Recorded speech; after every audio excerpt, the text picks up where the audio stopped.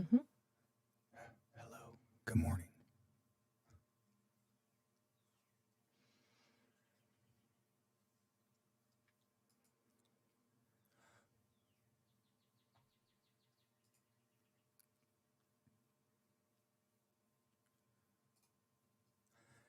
Good morning.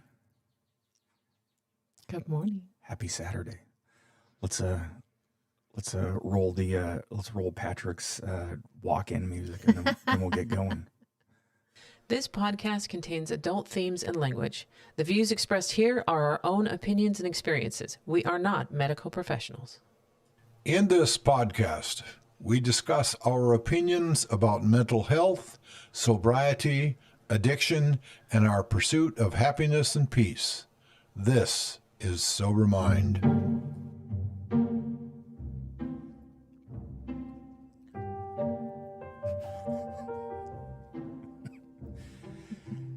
Good morning, Judy, my love. How are you? How are you doing this week? I'm doing well. How are you? I found myself getting a little short-tempered and snazzy yesterday and today. I don't know if it's a change in weather. Snazzy, Patrick. Snazzy. That's right. Patrick, my dear friend, how are you? I'm doing well. I'm in a much better place now. Oh, good. Music just always puts me. It's like a light switch. Good. Yeah, I don't know what happens. I don't. You know what? Just. Good morning, Michelle. Good morning, Ed. Morning.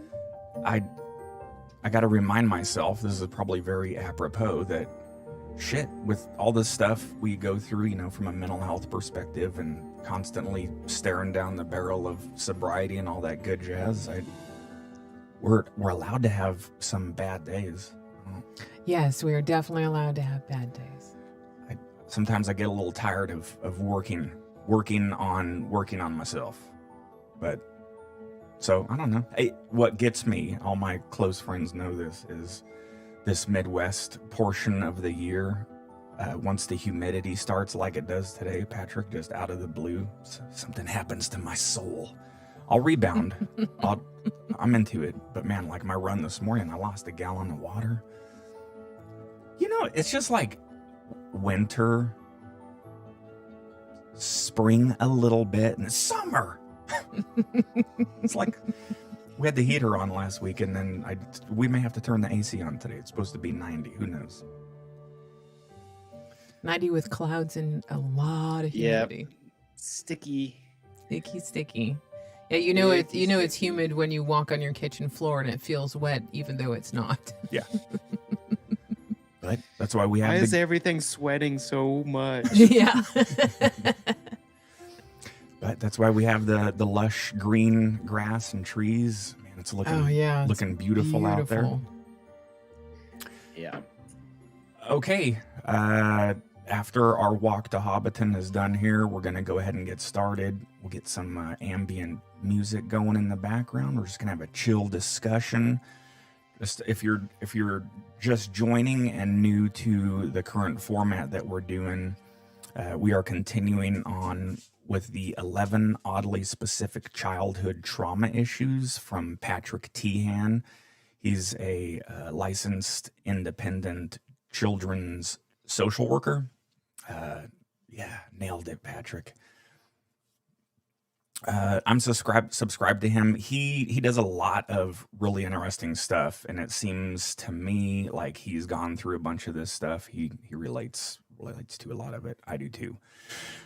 So what we did, just to give a recap, we went with emotional delay was the first one. Very interesting stuff. Mm-hmm. Rushing nowhere. I found Judy and I doing that lately. Like, hey, get this ready, do that. Like, just calm down. Just there's no time clock. No. Rushing nowhere was good, and then refrigerator buzz depression. I've really been thinking about that one too. That was amazing. A good one. And then last week, being tired is a trigger. I've really paid attention to that. In fact, I've caught myself a couple times. Man, I really analyze. I wake up, and if I didn't get a good rest, man, my psyche is it's kind of a jumble. which some people do well with the not sleeping well stuff. I don't know. For me, it's really dramatic. I'm sensitive to it.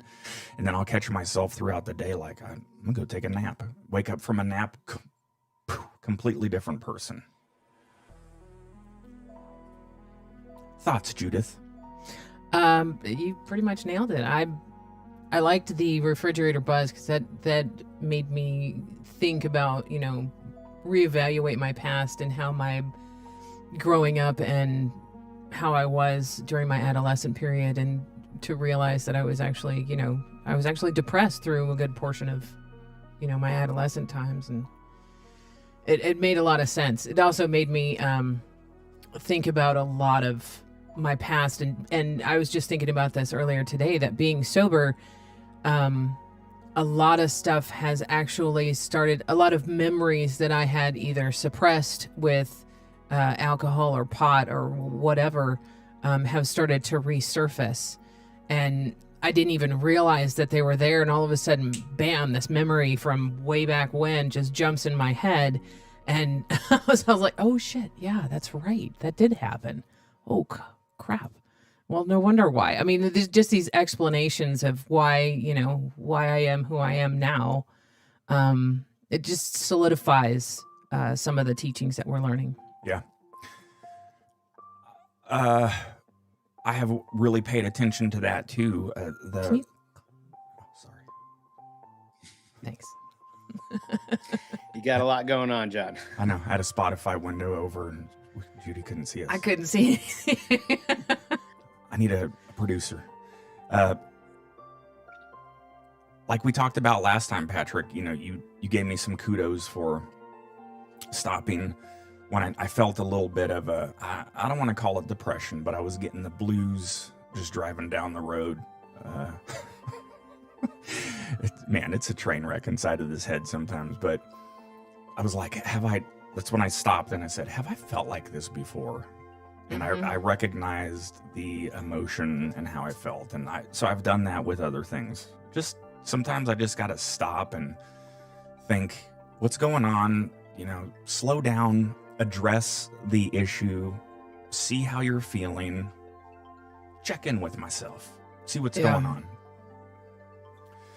Because with my sobriety and continued mental health, internal evaluation and work,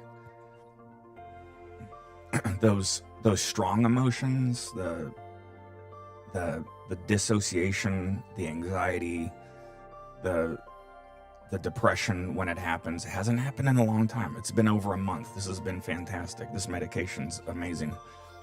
But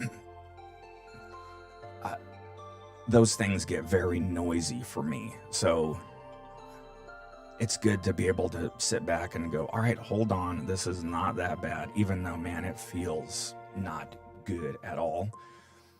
I just kind of have to allow it to happen and go through it. Yeah.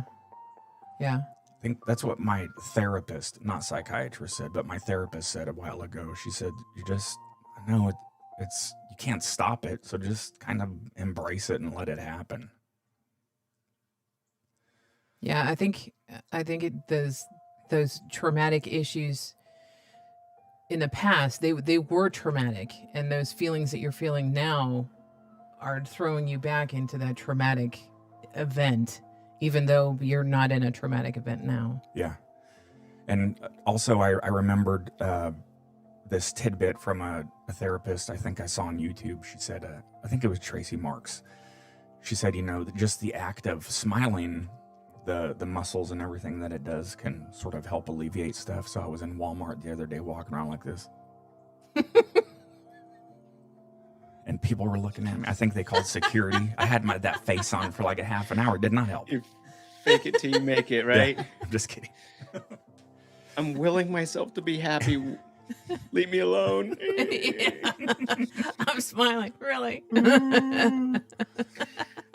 But that's what's funny too. You give yourself some levity too. The juxtaposition of you walking around in Walmart going, like you have to kind of giggle at the absurdity of that. So being able to give yourself the space, there's opportunity for a genuine smile to sneak in there, when you surround yourself with, just recognizing that you're giving yourself space and you're cultivating your soul at that point. Yeah. What I want to know, if you guys have any kind of advice on this one, is what do you do when your inner child wants to throw a Class A fit? I mean, pick up shit and throw it across the room, scream, yell. I mean, just, Class A fit. What do you do? Go for a run. Go get on the power tower and try to do some pull-ups. It's definitely very physically oriented for sure. I get to watch my son do it almost on the daily. Not to say that they're long durations, but maybe at the end of the day or off to school, it's very easy where you just turn into the jumping, screaming, whatever, and then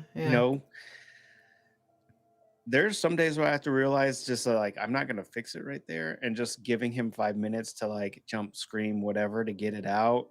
Then I can talk to him on the other side, because the act of the physical release in itself is, that there's some therapy there for that. So yeah, like John said, for me,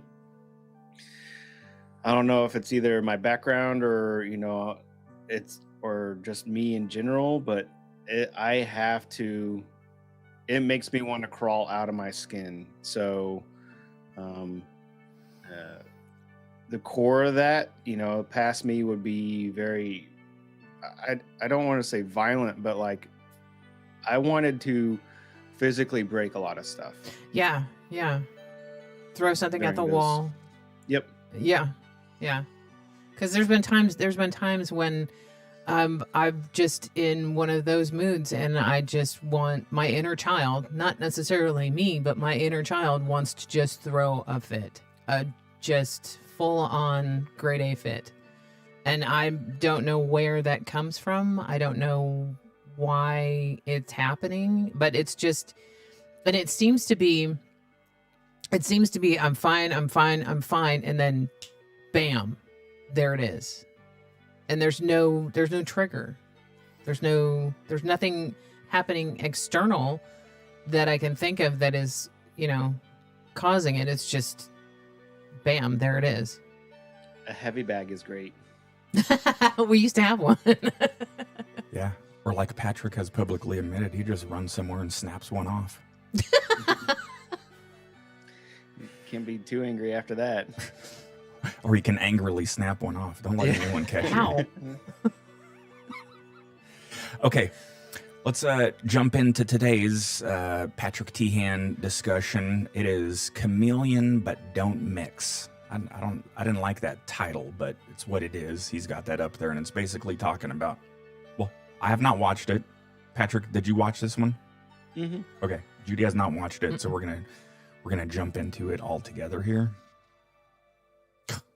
Perfect timing as the music is going off here. All right. Moving on to number 5 is something that I call chameleon, but don't mix. Certain friends can't know about certain friends. This one isn't just about being a chameleon where we can change vibes and personas to fit in. I remember in high school, I could hang out with the jocks or the burnouts or the nerds and be part of them and switch gears and kind of, adapt to whatever social situation. I just really think it's many of us kind of can do that growing up in childhood trauma, because we don't really have our own authentic sense of self, so we can just take on a whole bunch of personas. It's a skill of adapting, but we struggle with knowing what our real identity is, to not being able to develop one in safety like other healthy kids might be able to do that. So an added layer to this is not mixing. For some reason, we have issues around coworkers that we like not meeting our outside friends. Like, we tend to compartmentalize a little bit, or there's something going on there. This one may not be unique to you. This one is very specific. It might come from trauma in the following ways. Many of us hit our home life, and the hiding of our family or original group was happening really early. We might be hiding about intimate secrets and things like my dad works for the government, when the reality is your dad works at a sewage treatment plant and you're hiding some kind of reality there.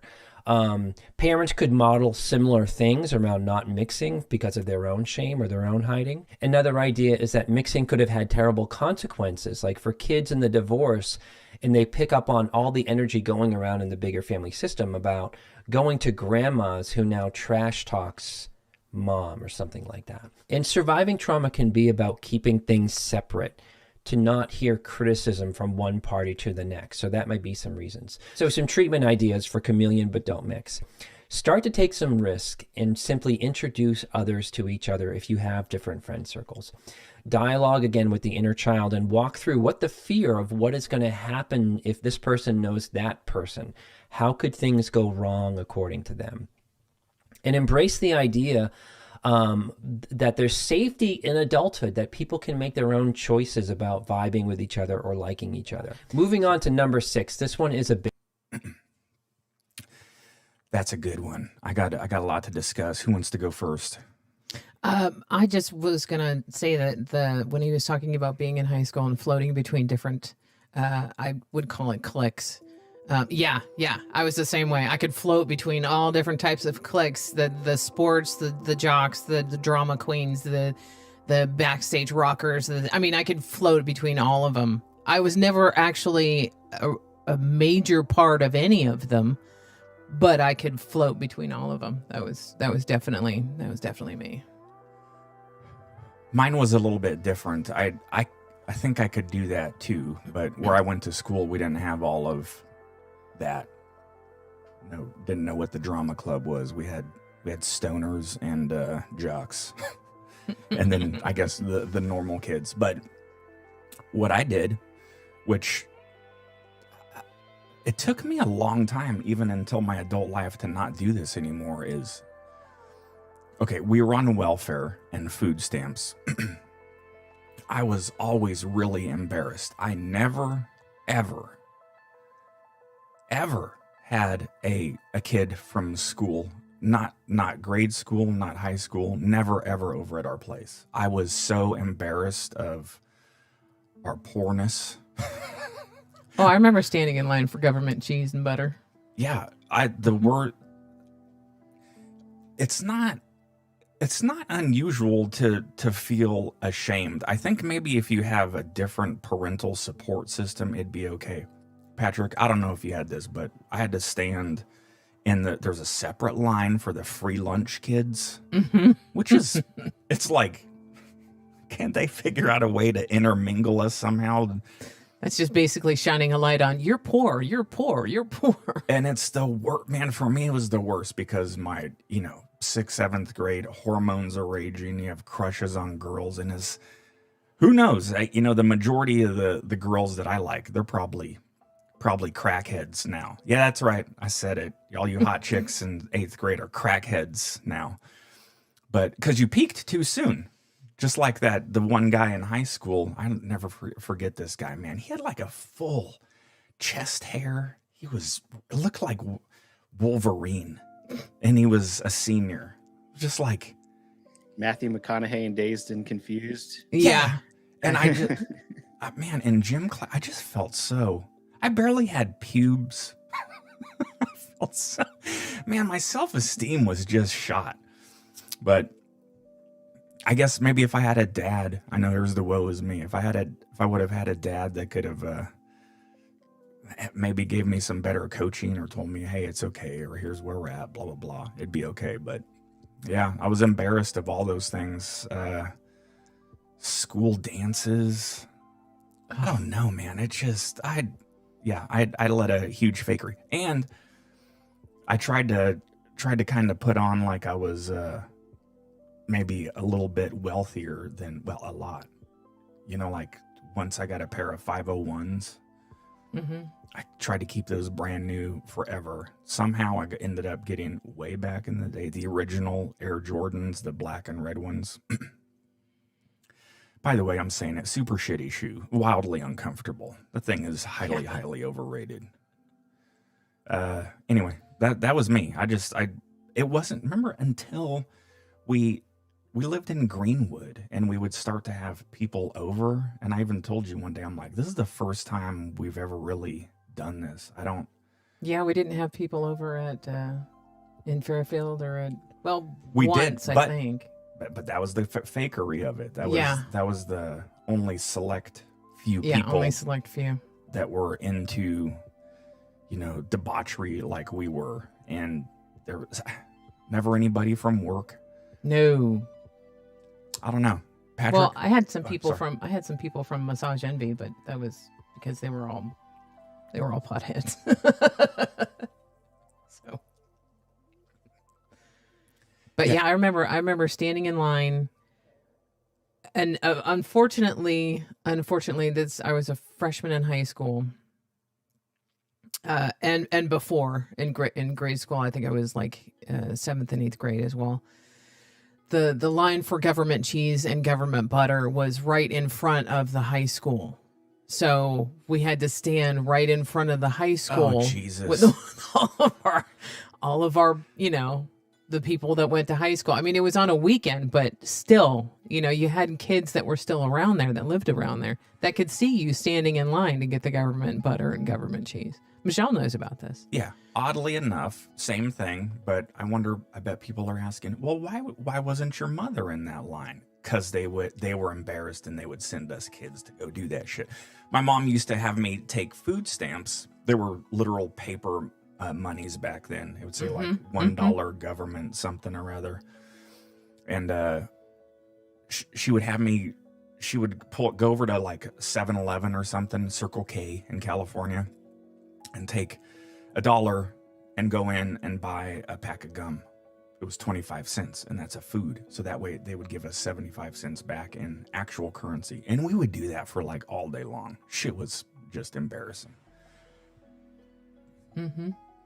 My sister said, talk about having to go to activities and not wanting to tell our friends, because we had to go to the Buddhist activities a lot, and we didn't want to tell our friends, and we didn't want to have our friends come over. I remember I was having a Halloween party. For the first time, I had actually invited people over to my house to have a Halloween party. Before the Halloween party, we had to do our evening prayer. Well, we were doing our evening prayer, and some of the kids started to show up, and they wouldn't let me stop. I had to finish what we were doing, and I had to tell the kids to wait on the porch. Well, the kids went and told their parents that we were in there doing something, chanting or making noise. And so their parents said, oh, no, you need to get back in the car. We're driving away. And unfortunately, it was one of the kids that I had a crush on. I went back out to get him off the porch, and he was gone, completely gone. Jesus. I was devastated. And he never, ever brought it up again. I had to actually explain to him, I'm sorry, we're actually Buddhists, and we were doing our evening prayer. We weren't worshiping the devil or anything like that. Nighttime is the right time. The nighttime is the right time. The nighttime is the right time. So it was very, for a kid growing up with, I'm sure, Jehovah's Witness or any other major religion, I'm sure it was probably devastating for them too, to not experience things like every other Christian or Catholic or whoever, the mainstream acceptable religion, quote unquote, had to deal with. But yeah, we had to deal with a lot. People would ask, well, what are you doing this weekend? Well, we have to go to meetings, and we have to go to this, and we have to go to that. And we had to go to Katekitai, which was an all-girls band, marching band that we were in, that we had to go practice. And we had to go to Kozumu Fugongyo, which was the first Sunday of every month. Or we had to go, oh my gosh, this was so embarrassing. We had to go do Shakabuku, which was just like the Mormons and the Jehovah's Witness. We had to go door to door and ask people if they've heard of our religion. Yeah, that was uncomfortable. So, I mean, being a kid and growing up like that, that was very much one of those things that you didn't invite your friends over for that kind of thing. I never knew you guys were embarrassed of that. Maybe you and Michelle talked about it, but I was probably drunk at the time. That sucks. Yeah. That door-to-door thing was, oh my God, I was mortified. I was mortified because I wouldn't want somebody, I don't like them when they do it to me, so why would I want to do it to them? I could imagine. But yeah, so those were sections of my life that I didn't want to mix together. I can sympathize with that. I was definitely chameleon and don't mix. Mine's a first world problem version of it, and I had some others that I had difficulty with, but one that I remember that I was really hung up on was, when I was in high school, I was a mathlete as well as a athlete, and I didn't want my sports friends knowing that I was, competing. That you were a geek. Yeah. I mean, like I said, that's a first world problem of some of that, but at the core of these, there's two items here. One is the chameleon side, and then the other is the don't mixing side. But both are fundamentally rooted in us seeking validation in others, right? And how we perceive ourselves. So ultimately, when we're among these people, we are always asking ourselves, how are we seen and how are we being judged? The chameleon side speaks to us like our compartmentalization, where we know, I don't know how to express myself in its fullest, and I just want to be validated, so I can wear these group's traits. However, as long as I'm validated by this group, when I'm with the burnouts, I know how to speak with the burnouts and sympathize with them, right? Or if I'm with the jocks, I know how to, speak that language and kind of be in that group, right? Mm-hmm. And we do that group to group to group, so we are just seeking validation from each. And then the chameleon side is the further don't mix is further compartmentalization. This group sees me as X. This my group of friends see me as a cool person. If they were to see me with this other group, or if this other group were to let them know that I am this type of person, then that would invalidate me. Mm-hmm. Right? Yeah. If the sports people knew I was a nerd, then I would not be validated amongst the sports people. So it's always, a core, those are traits of a strong people pleaser, the chameleon and don't mix. Yeah. Because you can learn how to please a lot of different people, a lot of different groups. And you pride yourself on being able to, quote unquote, intermix and kind of move seamlessly between them. Oh yeah. Right? Very much. That was very much, I felt very proud of myself that I could flow between all different types of groups. Yep. But yeah, I didn't want my athlete friends to know about my rocker stoner friends. No, those, none the twain shall meet.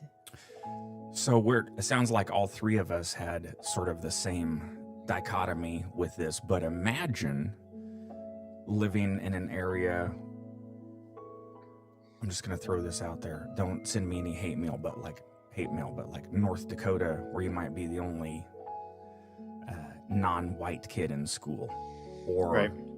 Imagine the stuff that we deal with is probably small potatoes compared to the stuff that Emily was talking about, figuring out your sexuality. And then, man, talk about remember the level of hiding amongst everything that she had to do? Yeah. Yeah. So, I'm a cisgender hetero white male born into, middle classish, rural America. Like I will recognize the amount of privilege that comes with that for sure. There's other socioeconomic, racial, and gender issues, or orientations that I couldn't even imagine trying to deal with. Some of the, going up against the we talk about the chameleon but don't mix, those identity crises could be very extreme, act like a certain way in front of certain people, especially when groups are segregated as much as they are, Yeah. Yeah, I have a confession time from John. I have a Secret time. yeah, not Bert Kreischer secret time. Not that bad.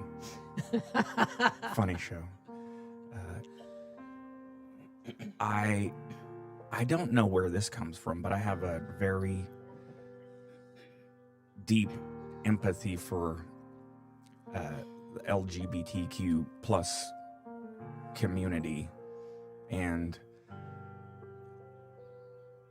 I don't want to use the derogatory term, but I have a very good sense if someone's homosexual, and I have this innate desire to let them know that it's okay. Yeah, that you're cool with it. Yeah, talk about the huge rescuer in me, Patrick. But that's really how I became friends with Sarah. I was like, hey, because where we worked, it was never really, broadcast or anything. And so I remember I told her, I'm like, hey, would you like to go out with Judy and I, you and your significant other? And then it kind of came out, but I don't know where I get that from. I think it's probably my stance on bullies. I am the bully on bullies. I can't stand bullies. It drives me nuts. And I think the older and mature I've gotten, I don't like anyone being picked on for anything, race, social beliefs, religion. Hold on. Unless it's something I don't agree with, like, no, some of the extremes, like something that's out of the social norm, like, I don't think your weird alt Christian belief as a neo-Nazi should be protected. It's going against what I feel is protected stuff, but I don't know. I just want to. Again, I probably do it too much, so I got to be careful because I need to be respectful of people's feelings. But I'm always that guy, like, hey, it's okay. It's okay to be you.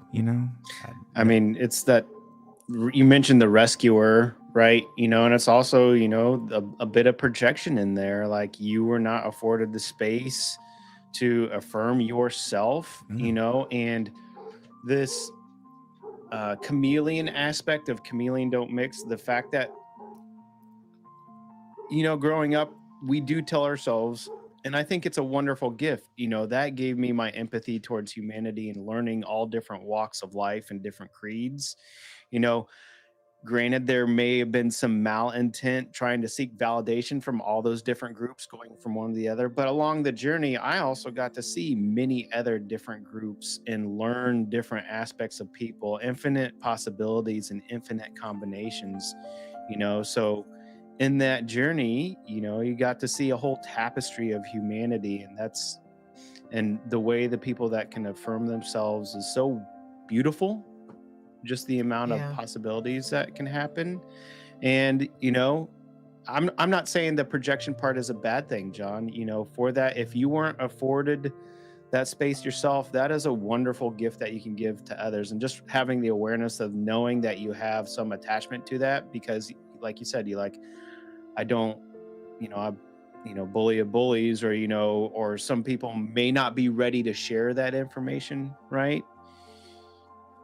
Some people may not want that light shined on them because they're not in a mind state of being able to deal with it yet. But, the best we can do is just lead and model the way. Yep. Mm-hmm. I also think that when they were talking about the fact that the chameleon is flowing between the different groups because there is that lack of self-identity. They haven't discovered their own self-identity. And I think that that is also pretty prevalent, especially in your teenage years, your formative years, your grade school, your teenage, you're still searching for your own sense of self. So I think it was beneficial to be able to float between the different groups, like you said, to get those different aspects of different personalities and different characters. Just our attachment to it, right? That's a positive aspect. I know in my negative aspects of that, though, like if I said something ill or I wasn't receiving the validation from a certain group, I would either just ghost that group and move on to the next one, right? Time to wear another skin, Yeah. right? This is I've spent my political capital with the skaters, so time to move on. I'll go hang out with the nerds for a while. Mm. And that that sort of attachment, definitely not healthy, but it's just kind of part of growing up. In that, though, I got to try many different methods of what I actually enjoyed. And so when I was ready to put in the emotional work, I had a I had a catalog of groups and behaviors and other items that I could just pull from when I was ready, and just learning all that stuff. And I learned that I like learning. That was a part of me too, that maybe some people have issues recognizing. You don't have to identify.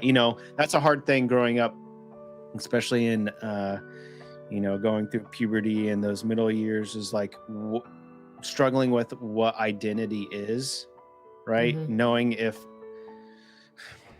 this is going to be, I don't want to get too meta here, but like, I see myself as a jock or an athlete. And so, this is the marrying expectations with it, right? When we feel guilt and everything, I am falling short of these expectations of being X person. And, the puberty years are really tough because identity becomes a core of that, of trying to understand yourself as a person. And it's just a very difficult journey, if you don't have the tools to give yourself space to recognize who you are, and you're just trying to align put a square peg in a round hole. Say, I'll be fine if I can be the best jock. I'll be fine if I'll be the best Boy Scout, or whatever role I want to wear. Yeah, I think that's being able to move between the different groups and have different labels that you can switch between, also helps. Is that if I'm not meeting, for me it was, well, if I'm not meeting my expectations here, I can always go over here because I know I can meet those expectations over there. So Compartmentalization. Yeah. I don't want to deal with me. those. Yeah. They challenged me here, so I will just not hang out with that group. Yeah, and exactly. Go to the easy side. Yeah, I think for me, though, fast forward in my adult life, well, especially since I've been sober, a lot of that chameleon stuff has really sloughed away, which is very liberating. It's taken me a long time, but I've become more comfortable in my own space and skin, for sure, to where I just really work on the art of not giving a fuck, and it's just a much better place for me to be. Yeah, I think you become more of your true self. Yeah, because I don't have the desire to impress or cultivate non-enriching relationships. So it's just kind of me. Patrick, I think you can attest, babe, that what Patrick sees with me is really who I am and what he's getting. If I was not sober, though, I think that'd be different. That's another, is talk about chameleon. There's a lot of drinkers that have a drinking life And a sober life.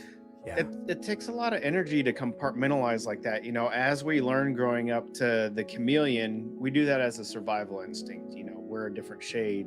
But then you become so good at it that, like, it's almost as if those identities get legs and grow into these beings that take a lot of energy to shift from one to the other. And what I mean by that is, like, when I was also drinking, like, I felt like I gripped it really hard at work. Like, I knew all the right thing. I thought I knew all the right things to say and how to act, and I pressed really hard on a lot of stuff. Went after certifications.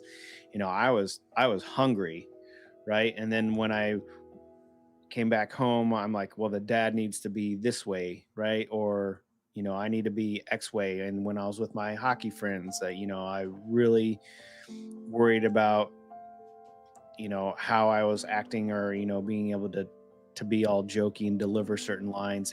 I was really intent on how they perceive me there too, right? But the longer you're in those roles and the more you compartmentalize, it takes a lot of effort. Like, it is super taxing. Like you said, John, if you're not able to remove the amount of fucks that you give and just show up as your whole self, fully integrated, like, that was a large journey in sobriety for me too, is bringing that integration of, it's okay to be vulnerable at work. If you're struggling and being frustrated, it's okay to articulate that and show weakness. Also when, you're at home, same with at home. Like, if you're struggling with that role, or, I thought if I pressed so hard into those roles and I didn't show any weaknesses, then I would be fine. And the truth couldn't be any further from that. Yeah. And it's interesting because I know a couple people that still live their everyday lives like that. They put on a show, and it's extremely disingenuous, and I don't know any different though. I know, but I don't think they realize that they've been doing that facade for so long, and it's like I feel like going, hey man, everyone can see right through it. Have you just tried to take a deep breath and let it out and just say, fuck it, here is me? And again, I just want to believe it or not, you'll be accepted, and then you don't have to put on the work. I mean, that's how deep the ego goes, man, to protect. Yeah, I can think of one off the top of my head. I won't say his name, but it's like he's constantly in front of a camera. He's constantly on, and you never know the true person. You never get to know the true person, because there's always the persona. Veiled. It's like a dessert and frosting on top of a big bowl of shame. Or, I also like to think of them as fences. Sometimes most of the time we think of fences as foreboding and direct. But sometimes they're shiny and, nicely decorated and, White this very, distracting in themselves. So we all have fences of different types. Yes. To keep from getting in here. For sure. And I do want to clarify that I've put it out into the YouTube universe. I'm far from perfect. I've got a shit ton of flaws, but what helps me really get through a lot of days is just being as honest and sincere that I can. And I have to catch myself sometimes and just stop and go, just, again, with the check-ins. Hey, are you being yourself? Are you creating a facade? Because I don't want to spend that energy. And I do say all of those things out loud as I'm walking through Hy-Vee and people catch me. They're like, what the fuck is up with this dude? I'm just kidding, Patrick. But it naturally sorts itself out. The people that don't want to hear it leave. Yeah. Right. And like I've said before, I'm pretty open about a lot of stuff, and I do catch myself, but I can't. So there are people that are not gonna like the things I have to say, and I don't want to be, I do have to temper myself sometimes, but I don't know how to articulate this. Here's an example. There's a guy from the electric company. They've been doing a ton of work, Patrick. I think they're heading your way. They're replacing all the underground electric lines.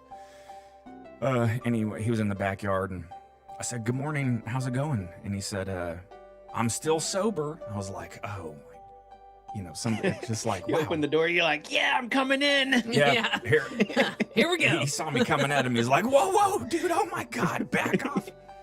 And no, I said, oh yeah, I said, me too, 20 months. And he's like, yeah, and he's like our age, Patrick, and he just jumped right into, he's like the foreman. He's like, I'm not one of those that I can have just one. I'm like, oh, the rare unicorn. He's like, yeah, but I don't. I end up getting a hangover. I just don't like it at all. Because even if I just have one, I don't have my true self. And you know, he was going on to this whole thing. He's like, and he goes, yeah, some people can't just have one. And I said, that's me. I'm a full-blown alcoholic. My wife and I, we have a show and everything where we talk about this and sobriety. I'm like, yeah, we fantasize sometimes. We catch ourselves about, having a glass of wine. Then we realize that, it would be 3 boxes of wine later and blah, blah, blah. But I walked away and I got back on the lawnmower, and I always check in like, Jesus, John, shut the fuck up. The guy just said good morning. Good morning. Here's our life. No, but all that to say, I feel good being able to, express myself and be free and honest, and I don't know, it's liberating, and it's a better place to be. Sobriety has really put me on the better side of life, even though Definitely. Even though I get frustrated with the mental health struggles, sometimes it's getting a hell of a lot better. So, I would agree. And our sincerity with each other has gotten a heck of a lot better. Plus, our communication has gotten better, I think. Yeah, for sure. I feel like you and I talked about this at the apex of our drinking career and alcoholism. I can't believe how many times, maybe in the last 3 or 4 years, to where I started to have very intrusive thoughts about, man, I don't know if I told you this, babe, but I don't know if our marriage is going to last. I don't think you did mention that, no. Yeah, I started to feel, and it wasn't you, it was me. I didn't have the emotional capacity, and I didn't know what it was. Heads up, everyone, it's alcoholism. Fucking stop drinking and life will start to get a lot better. But it was just too much. I know I've said that and I could talk about it for hours, Patrick. It just got to the point to where my soul and spirit was just getting deprived. And I always thought that I have really a strong foundation and recovery for my spirit, but I just found myself having to work too hard with the relationship. So I'm sorry, babe. I don't, I love you so much. I'm glad that we moved past that, because that would have been kind of startling. When you're always in a defensive posture, as we were in that state of mind, we look to validate ourselves in other groups, and we're always in that hyper awareness state, right? So we're always, and I've said this before, a stimulus waiting to happen, or a reaction to a stimulus waiting to happen. Like, we're on guard. We have to react to everything, right? So we are very much, I don't want to get all woo-woo-y here, but that's more or less an energy vampire, right? You're waiting for your cue outside of yourself. I need X to stimulate my direction where I need to go. I'm just going to be on guard the entire time. And when you learn to cultivate yourself and your soul and become the light within, then you can begin to radiate some of that energy outward. And it's amazing when you let go and can let the flow happen, where you're not. And I was the same way with my wife, like I was either like on guard or in such a defensive mode all the time that permeated over into the relationship. Even if ours was quote unquote good, I was always thinking from a perspective of ill intent, right? Why is she coming at me like this? Why is she nagging me about this? Doesn't she see me? Doesn't she see the work that I'm putting into the house and the kids and the relationship? Blah, blah, blah, blah, blah. Yep, victim. Strong victim. Very energy draining. Instead of just saying like, hey, look, you're a good dad. You're a good husband. You miss this. You miss this thing. You'll get the next one. If it, you need to check in, make sure that you're providing space for your significant other. If you need to be aware of the repercussions of your actions to the depths that they occur, and just be able to sympathize with that. You don't, if she's upset with this, you don't own her reactions to it, right? You can sit there and listen, hear, and, you know, provide space for that type of thing. So, you know, what I'm trying to say is, you know, it's just, it's amazing being on the other side now, how taxing it was mentally and physically. And this is what I'm just trying to talk about, that energy in general. Many cultures have different you know, perspectives on what this energy is, but you know, it's quite obviously how you engage with others. So Yeah. and to your point about going out and talking to the electrician or the foreman out there, you know, I'd kind of pick on, for me, I always lean back on, I'll pick on you, Judy, but the eightfold path, right speech, you know, just because it is true doesn't mean it always needs to be said. It also has to come with, you know, timing and intent for right speech type of thing. So there's my long meandering statement. No, So it's- Thank you, we'll leave Patrick. it That was there. good. There's a lot of good stuff there, Patrick. That's why we appreciate and love you. I want to go back to the marriage thing, because I hope I didn't startle you. It was you You and I- did. well, baby, It's okay. I mean, I'm cool. But You and I talked about this a while ago, and not in this much detail, but you were feeling not so well about it either. Sorry, I wasn't the only one. What it was here, and I'll speak for myself. no, we weren't as emotionally and mentally and physically involved in our relationship, because the only thing our relationship revolved around at that time was pretty much alcohol. Right.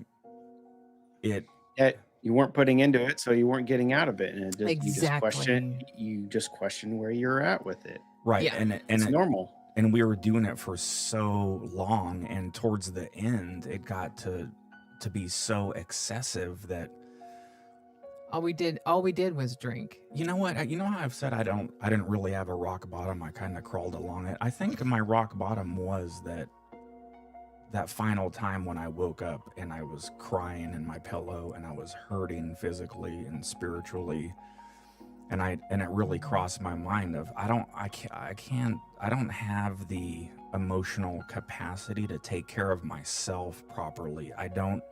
I think I'm gonna fuck up my marriage somehow. I'm not gonna, and that's not me.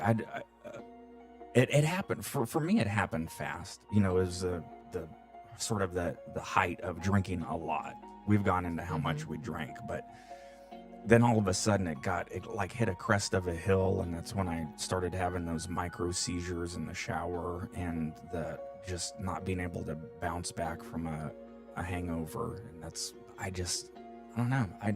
That was the last thing that I wanted to ever happen. Was it's not, you know, we're the most faithful couple that we know, and you know, Yeah. there's not, I don't want to say that our marriage would be ruined that way. I'm just saying it would be, again, I couldn't put forth the spiritual effort anymore into our marriage because I couldn't fucking take care of myself.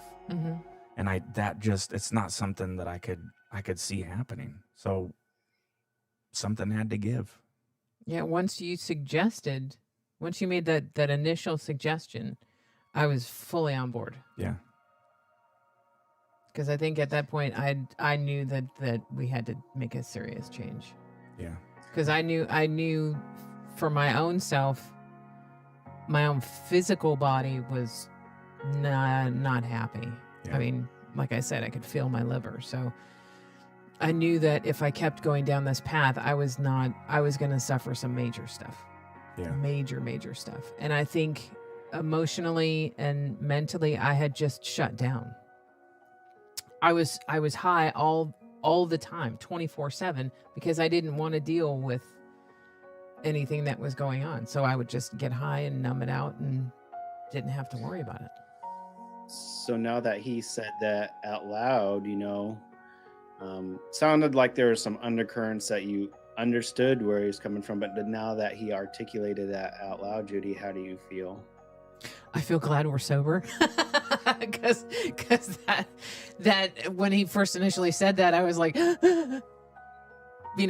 kind of catch your breath a little bit, like, oh God. I didn't realize that he was that severe at that point. I mean, I knew it was bad, but I didn't know that it was that bad. Yeah. But I am glad that that we're sober now, because I don't know if he would have been able to express himself while we were in the disease as well as he's expressing himself now, so that I could understand where he was at. Does that make sense? Yeah. You guys are impressive. Every time, challenges come up, you have doubled down on each other. And that's not to say that it is effortless in your guys' joint commitment too, right? You just shared something that was very difficult and hard, but gratitude for where we're at now. That's kind of a wonderful story in a sense, like if he felt that impending pressure, it wasn't even a question to him Yeah. to choose you. So I'm very grateful that he did. I love you extremely much, if that's a word. And I can't, the partnership we have is fantastic. And Yes. And I love you too.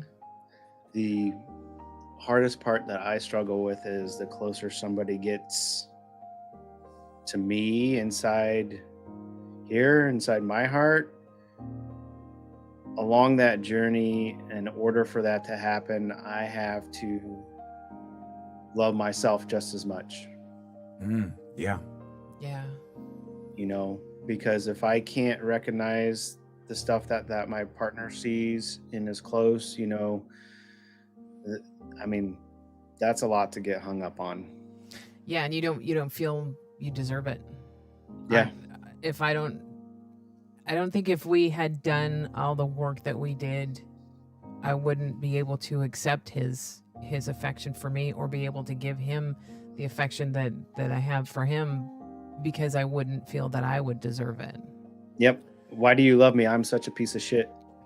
Right? It's almost like as if you get angry I remember being angry at some of those people that would give love unconditionally like that, because I was unable to see that in myself. Yeah. I was angry, like thinking, of course, the victim is strong, fuck you, you're just showing me pity, and I would project all this nasty imagery outward, like, you just think you're better than me, you're just giving me some pity love here or something like that, and in the reality is, the truth was, I just couldn't accept myself for who I was at that point. So the more vulnerable I become, and the more intimate emotionally, mentally, and spiritually I become with my wife, I have to venture on that journey with myself too, to meet her there. Yeah.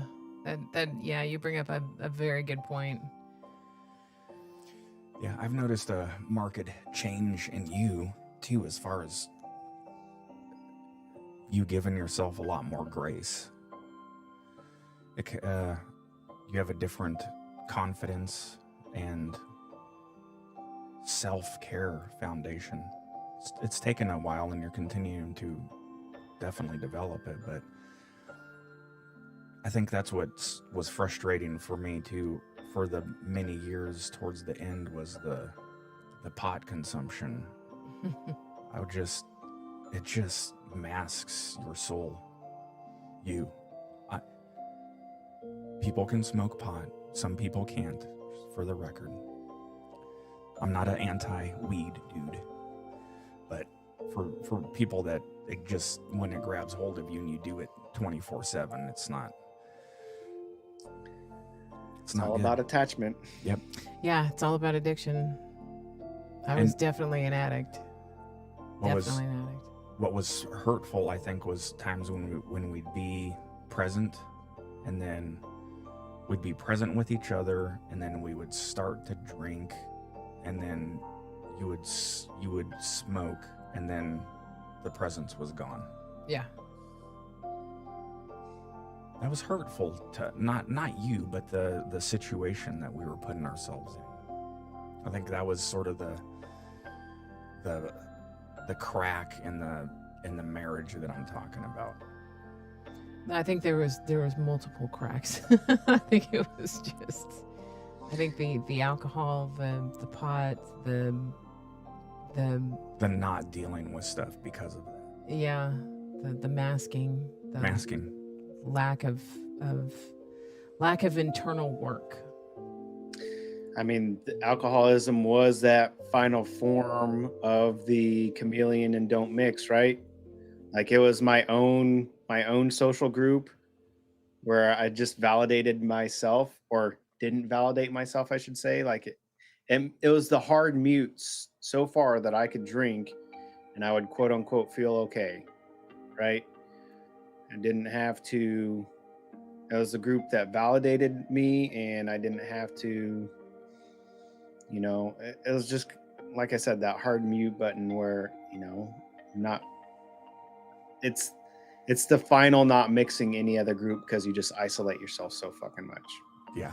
Yeah, Michelle said that when Guy was drinking, divorce was always on the table and part of the conversation. She says now it's almost a bad word. They never talk about it because they're sober. Yeah. Yeah. We're not the only ones. Unfortunately, that's probably the crux of a shit ton of divorces is addiction out there. Yeah. Alcoholism or otherwise. It's just, yeah. Okay. You're harshing my vibe. Okay. We're at 11. This has been a fantastic conversation. I love this format. It's been good. Thank you. Yeah. Patrick, do you have any final thoughts before I start to close this out here? No, I love this format as well. Thanks as always for sharing and showing up and being vulnerable and putting the work in. I love chatting with you guys. Likewise. Yeah. Likewise, my friend. Okay. You always have such good information. I love it. It's awesome. I have a ton of crap that I sort through, and you guys get to share your pieces, and I get to try and relate my crap to it. That's it. I'm just a reflection of what you guys bring up. Take the compliment, Patrick. Yeah, I'm trying. I'm so. Thank you. Yeah. I love our chats, the way that we compliment and reflect on each other's thoughts. And yeah, you complete me. For sure. For sure.